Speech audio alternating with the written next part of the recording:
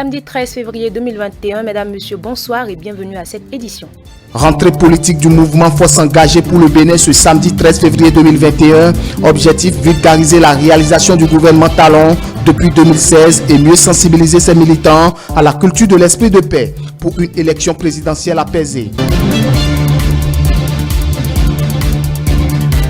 13 février de chaque année, dédié à la journée mondiale de la radio, comment les professionnels des médias célèbrent cette journée, reportage à suivre.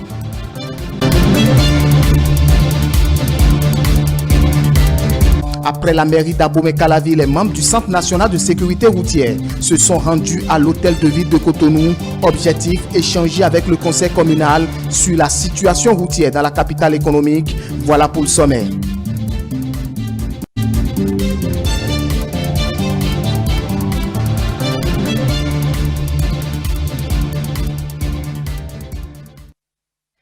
Merci de toujours nous préférer pour vous informer. Le mouvement Force engagée pour le Bénin a effectué ce samedi 13 février 2021 à Cotonou sa rentrée politique. Occasion pour les responsables de vulgariser la réalisation du gouvernement Talon depuis 2016. Objectif, mieux informer les militants des réformes en cours au Bénin, mais surtout la culture de l'esprit de paix pour une élection présidentielle apaisée. Compte rendu, Elie Adjeran. Au cœur de cette rencontre politique, les grands chantiers de développement du Bénin, portés sur le thème « Vulgarisation des réalisations du président Patrice Talon depuis 5 ans et la tenue des élections présidentielles dans la paix ». Cette activité initiée par le mouvement Force engagée pour le Bénin vise à exposer les grands succès du pouvoir du chantre de la rupture. Le PAG, que certains appelaient, que certains nommaient dessein, est devenu aujourd'hui une réalité à la grande satisfaction de tous les Béninois, ce qui nous rend fiers aujourd'hui dans notre pays. Il n'est point besoin de démontrer à tout un chacun ici qu'aujourd'hui, il fait bon vivre de circuler à Cotonou sans être agressé. Ça, c'est à l'actif du président Patrice Talon. Derrière le cinéma Concorde, c'était de la boue. Aujourd'hui, vous avez une infrastructure qui vous permet d'être au moins un peu à l'aise. Et tout n'est pas terminé. C'est pour cela que quand il y a des jeunes comme ça qui s'engagent, qui prennent des responsabilités comme Ida, comme Judith, comme Yolande, il faut les accompagner. L'eau potable est désormais à la portée de 2 Béninois sur 3, sachant qu'avec la dynamique en cours dans ce secteur, la quasi-totalité des Béninois disposera de ce bien élémentaire sous peu. Notre pays produit par lui-même la moitié de nos besoins actuels et sera totalement autosuffisant sous peu. Placé sous le parrainage de Romain Dacosta, président du Haut Conseil des Béninois de l'extérieur, cette activité est une occasion pour faire la projection sur les grands avancées enregistrées depuis 2016. En tant que ministre de l'extérieur, je suis souvent sollicité par mes compatriotes pour savoir comment ils vont avoir leur papier avec la fermeture des ambassades. Mais ces fermetures ont été remplacées par justement la mise en avant des actes en ligne. Et vous le savez aujourd'hui, quand vous êtes boursier, vous êtes viré sur votre salaire. Ça évite les déperditions. Quand on annonce 2000 étudiants alors qu'il n'y en a que 1000, ça c'est terminé. Les salaires dans l'administration sont aujourd'hui versés donc, sur votre compte. Ça évite aussi de payer des morts. Vous payez les impôts, vous payez aujourd'hui les impôts en ligne.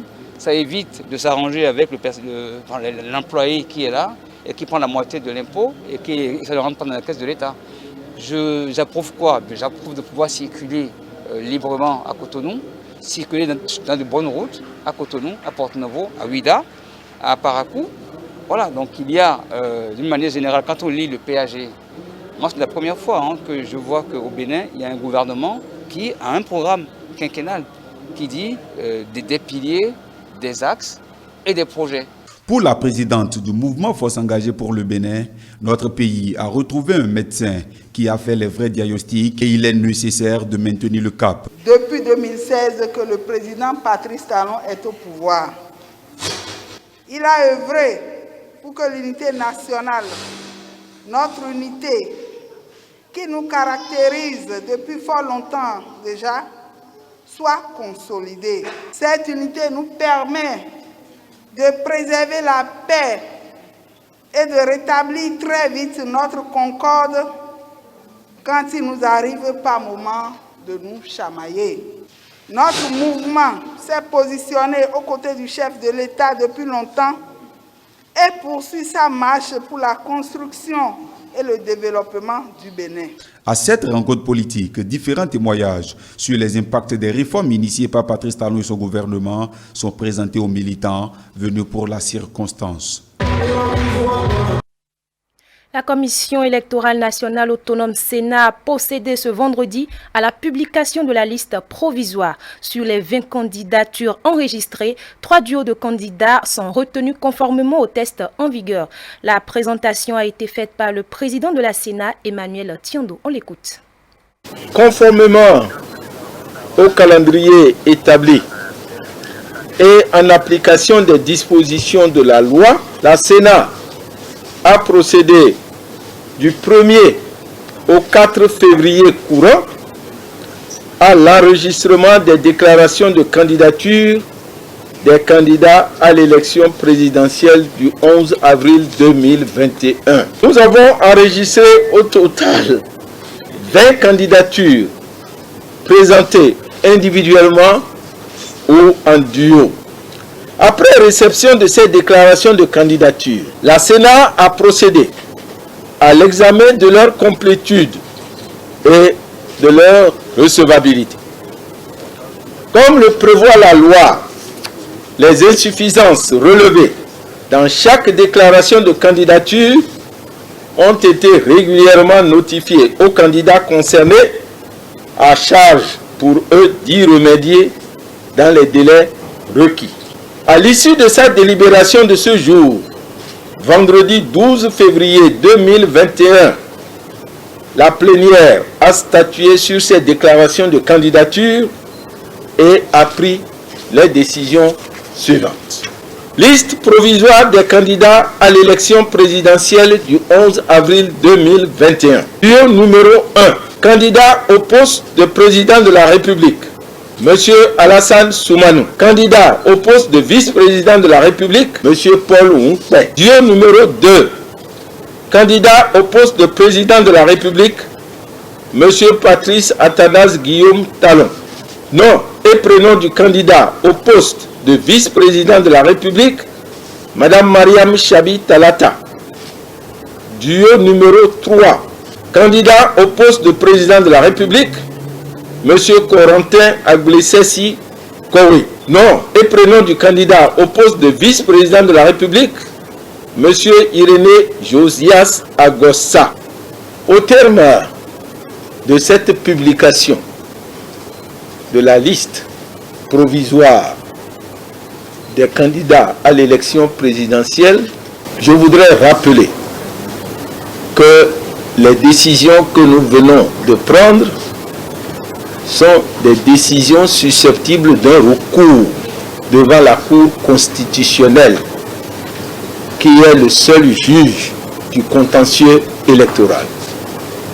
Je demanderai donc aux candidats qui ne sont pas satisfaits de recourir à cette instance qui pourra leur donner raison ou bien confirmer la décision que nous venons de prendre.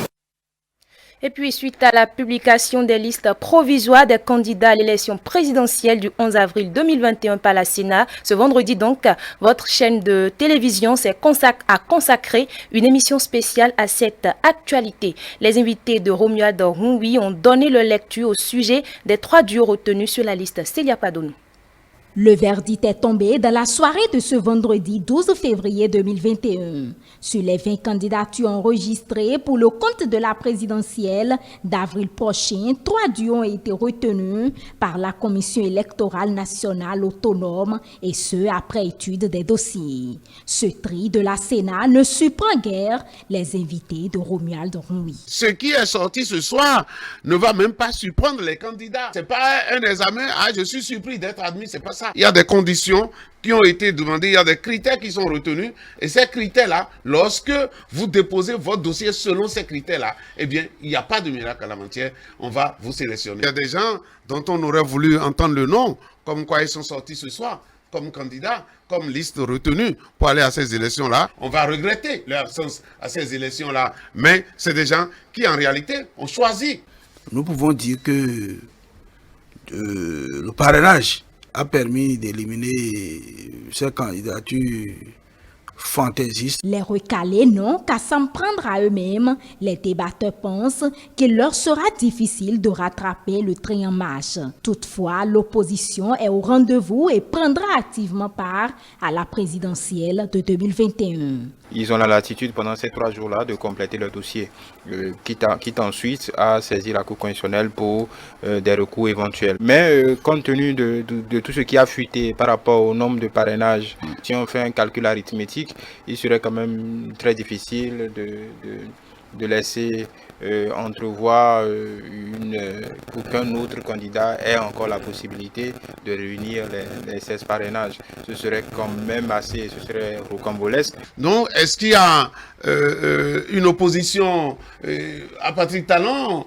Je dirais oui. Lorsque il y a une élection, que je dépose ma candidature, que vous déposez la vôtre aussi, c'est parce qu'il y a forcément quelque chose qui nous oppose. Il y a quelque chose sur laquelle nous ne sommes pas d'accord. Et c'est ça qui a fait que moi, je peux prétendre être président de la République et vous prétendez être mieux placé par rapport à nous. Et donc, ceux qui ont posé de candidature, vous allez voir ça sur le terrain. Il n'y a pas de candidature d'amitié en fait. Il y a que chaque liste veut avoir le pouvoir. Et ça va s'exprimer comme ça sur le terrain au cours de la campagne.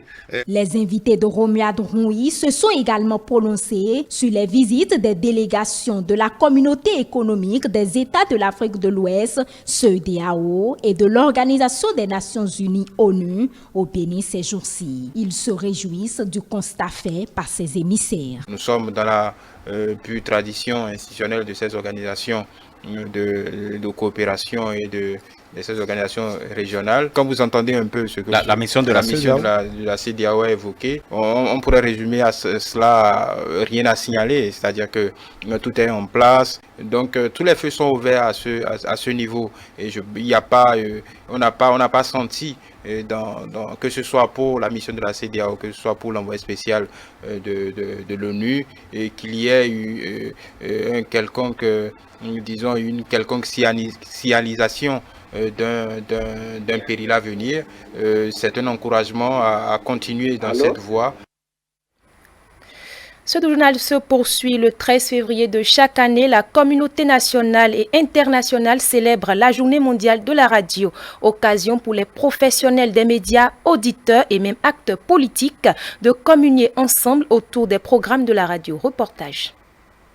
Proclamé en 2011 par les États membres de l'UNESCO et adopté par l'Assemblée générale des Nations unies en 2012 en tant que journée internationale, le 13 février est devenu la journée mondiale de la radio. Au Bénin, depuis quelques années, la célébration de cette journée internationale permet aux organisateurs fêtières ainsi qu'aux responsables à divers niveaux de réfléchir et de relancer le débat sur l'avenir de la radio. C'est une journée où moi je pense qu'il faut marquer un temps d'arrêt, réfléchir, faire des compromis, se projeter bien sûr dans un avenir et voilà, afin de pouvoir assainir un tout petit peu le milieu, voir tout ce qu'il y a de beau, travailler bien sûr sur tout ce qu'il y aura de beau, toutes les bonnes perspectives, travailler dessus afin que l'auditeur que nous servons puisse avoir quelque chose de bon à la maison, afin que le produit que nous avons bien sûr à la disposition puisse être le meilleur. Donc moi je trouve qu'il y a un travail qui s'est fait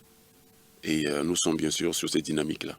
C'est d'abord salutaire la célébration de cette journée parce que ça va constituer certainement un moment de réflexion sur les nouvelles dimensions que la radio normalement doit prendre. Vu le rôle que la radio joue au sein de la communauté, cela s'avère indispensable. Il faut trouver cette occasion pour réfléchir sur les médias, en particulier la radio, qui apporte beaucoup dans la vie des citoyens. C'est tout à fait normal qu'il y ait une occasion pour fêter ce médium, pour réfléchir davantage à comment faire pour améliorer la prestation, pour améliorer le service que la radio rend aux citoyens. Pour les professionnels des médias, Les stations radio devraient desservir les communautés diverses, leur offrir une grande variété de programmes, de points de vue et de contenus. On utilisait juste de l'analogie, même au niveau de nos équipements aussi. C'était rien que des équipements analogiques. Donc, comme la numérisation est venue avec la loi qui est instaurée par le gouvernement, par la numérisation, donc maintenant, et de notre côté, nous, on est en train de s'adapter. Vous allez constater qu'au niveau de nos équipements, on est en train de faire quelques attouchements pour se mettre au pas. Nous sommes de la radio, on fait de la radio de plus belle lurette, c'est une véritable passion. Moi, vivement que nous puissions passer bien sûr à l'étape suivante. Qu'est-ce que j'entends par étape suivante? Ça veut dire à tout ce qu'il y a de nouveau, tout ce qui entoure bien sûr de nouveau la radio. En l'occurrence, la digitalisation, par exemple, voilà, qu'on soit bien sûr en plein pied dans la digitalisation de la radio, ça ne sera que tout bénéf pour nous, d'abord les acteurs de la radio, et ensuite pour ceux que nous servons, ça veut dire les auditeurs. Face aux enjeux du numérique, des dispositions idoines sont prises au niveau des chaînes de radio pour s'adapter à cette concurrence. La radio a toujours sa place dans la vie de beaucoup de personnes, donc cela sous-entend que le numérique, d'accord, mais la radio a toujours sa place, même si je trouve qu'il va falloir améliorer davantage les services, la radio, davantage les services pour pouvoir maintenir cette place. On ne va pas s'arrêter à la digitalisation. Nous allons bien sûr passer également au cap de la radio filmée et ainsi de suite. Il y a quand même un travail qui se fait, il y a des choses qui se préparent. Et je pense que d'ici à là, quand même, nous allons y arriver. Avec la migration aux nouvelles technologies de masse, le défi de la digitalisation devient une priorité pour l'ensemble des stations radio. Les membres du Centre national de sécurité routière, après avoir été à la mairie d'Abomey-Calavi ce vendredi 12 février 2021, se sont rendus à la mairie de Cotonou. Objectif, échanger avec le maire et ses conseillers sur la situation routière dans la capitale économique. Suivez le compte rendu dans cet élément de Stanislas Atadéon et de Paul Esté, ça aussi. C'est une séance d'échange entre les responsables du Centre national de sécurité routière et le conseil communal de la ville de Cotonou. Ces responsables de la sécurité routière sont en séance de travail avec ces conseillers dont l'enjeu est de les outiller sur les stratégies sécuritaires pour la réduction du taux d'accident dans la capitale économique. L'objectif que vise notre déplacement ici présent n'est rien d'autre que le renforcement des capacités du conseil communal à nous aider à élever le niveau de sécurité des infrastructures routières nouvellement implantées. Nous savions que le gouvernement de la République du Bénin, je vais parler du gouvernement du président Patrice Talon, je vais nommer, a fait beaucoup d'efforts pour que les villes à mobilité forte puissent retrouver leur lettre de noblesse en ce qui concerne la modernisation des infrastructures routières. Nous nous voici à la veille de l'élection présidentielle. Il serait important que la mairie de Cotonou nous aide, pourquoi pas les grandes villes, afin que les affichages tous azimuts ne puissent pas détruire les panneaux de signalisation qui sont implantés pour les travaux d'asphaltage. Nous voulions également profiter de l'occasion pour vous inviter à accorder une attention particulière aux messages et affiches qui sont implantés le long de nos artères pour que cela ne distrait pas, enfin, les conducteurs. Le premier adjoint au maire de la ville de Cotonou, représentant le maire, a remercié l'ensemble du personnel du CNSR pour cet acte posé. Il promet un travail d'équipe pour la sécurité des biens et des personnes. La présente séance n'est que la première d'une série.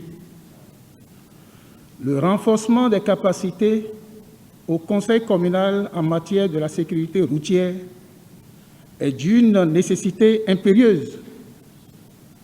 Au nom du maire Luc Setendi Atopo, le conseil municipal vous remercie. Et je remercie également le directeur général de la CNSR et son équipe.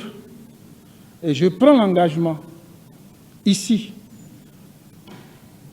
vous rassurer que nous allons prendre toutes les dispositions pour empêcher les affichages sauvages sur les panneaux publicitaires et les panneaux de signalisation.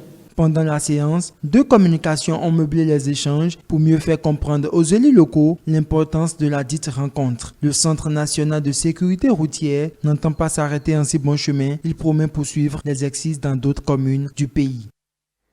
Direction Chine à présent, à l'occasion du Nouvel An au lunaire, le président Xi Jinping a adressé ses vœux aux Chinois de tous les groupes ethniques lors d'un voyage d'inspection dans l'une des provinces du sud-ouest de la Chine. Il a souhaité bonheur et chance pour tout le monde. Il a aussi souhaité la prospérité pour la nation durant la prochaine année du bœuf. Suivez.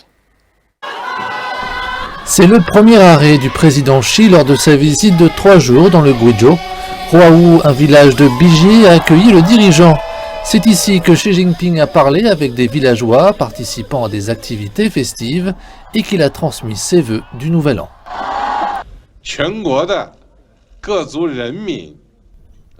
J'aimerais transmettre mes vœux pour cette fête du printemps aux personnes de tous les groupes ethniques dans le pays. Je souhaite à tous santé, bonheur aux familles, réussite professionnelle, ainsi qu'une année du bœuf prometteuse. Je souhaite également à notre grande patrie, avec ses belles montagnes et ses rivières, une grande prospérité. Lors de sa tournée d'inspection, Xi Jinping s'est rendu jeudi dans la ville de Guiyang où il a pu apprécier l'offre et les prix des produits dans un supermarché à quelques jours des prochaines vacances de la fête du printemps. Le président chinois a également salué le modèle commercial de ce supermarché qui combine commerce privé et surveillance gouvernementale, affirmant qu'un tel modèle devrait être promu au profit des habitants et des agriculteurs. Il s'est ensuite rendu dans une communauté locale où il a rendu visite à ses résidents et a pris connaissance des problèmes auxquels ils sont confrontés, y compris le travail du parti au niveau primaire et le service public. Par ailleurs, lors d'une réunion de rapport de travail présentée par le comité provincial du parti de la province du Guizhou et le gouvernement provincial, Xi Jinping a salué les réalisations du Guizhou au cours de l'année écoulée. Le président a appelé la ville à créer de nouvelles opportunités de revitalisation rurale et à mettre en œuvre une économie numérique. Il a également exprimé sa profonde confiance dans l'avenir de la région et l'espoir qu'elle pourra accomplir beaucoup dans l'année à venir. Un dernier élément pour mettre fin à ce journal, la Corée du Sud est un pays asiatique qui célèbre le Nouvel An lunaire. Mais les marchands coréens travaillent dans la ville de Wuhan, dans le centre de la Chine, préfèrent répondre à l'appel des autorités à rester en place pendant le festival du printemps en raison des nouvelles apparitions de la Covid-19 dans certaines parties de la Chine. Jetons un coup d'œil à la façon dont ils ont l'intention de célébrer le Nouvel An. La plupart de ces marchands viennent de Séoul, Guangzhou, Shanghai et Hangzhou. Certains font des affaires en Chine depuis plus de 10 ans, tandis que d'autres ne sont à Wuhan que depuis 1 an et demi. Tous travaillent sur un marché de vente en gros coréen populaire, ouvert dans la ville en 2019 et ont récemment célébré le Petit Jour de l'An, une occasion spéciale à l'approche du Nouvel An lunaire.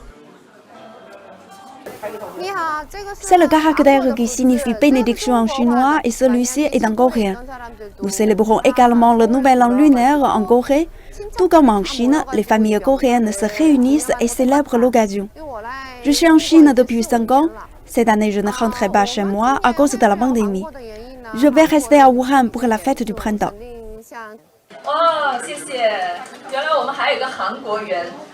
Le premier jour du Nouvel An lunaire, le peuple coréen fait de la soupe tteokbokki, il la déguste en famille, échange des enveloppes rouges et prend des nouvelles, tout comme les Chinois. Depuis que ces marchands ont ouvert des magasins le long de la rue Hanzhong à Wuhan, ils se sont consacrés à leur travail. Les vacances à venir offrent non seulement un temps de repos, mais aussi une chance de redécouvrir les traditions chinoises. En Chine, les gens préfèrent avoir de la viande dans leurs boulettes, alors qu'en Corée, nous préférons les légumes. Nous utilisons du tofu, des champignons et de la viande dans nos boulettes. Il y a 25 marchands coréens qui séjournent en Chine pour la fête du printemps. En réponse à l'appel du gouvernement chinois à rester en place pour le festival, nous encourageons tous les Coréens de Wuhan à rester ici pour les vacances. Parce que maintenant, Wuhan est l'endroit le plus sûr en Chine. Le premier jour du Nouvel An lunaire, nous ferons de la soupe et des muffins tteokbokki pour ces marchands étudiants coréens. Le début de la pandémie de Covid-19 a porté un coup dur à ces marchands en 2020, mais ils ont depuis repris confiance. Tous croient qu'une année de difficultés est maintenant terminée et que de bonnes choses sont à venir en 2021, l'année du bœuf. Et voilà qui referme cette édition. Merci de l'avoir suivi. Merci également à toute l'équipe technique. N'oubliez pas, ce journal est également disponible sur nos différentes plateformes digitales. Par anticipation, bonne fête de la Saint-Valentin à chacun et à tous.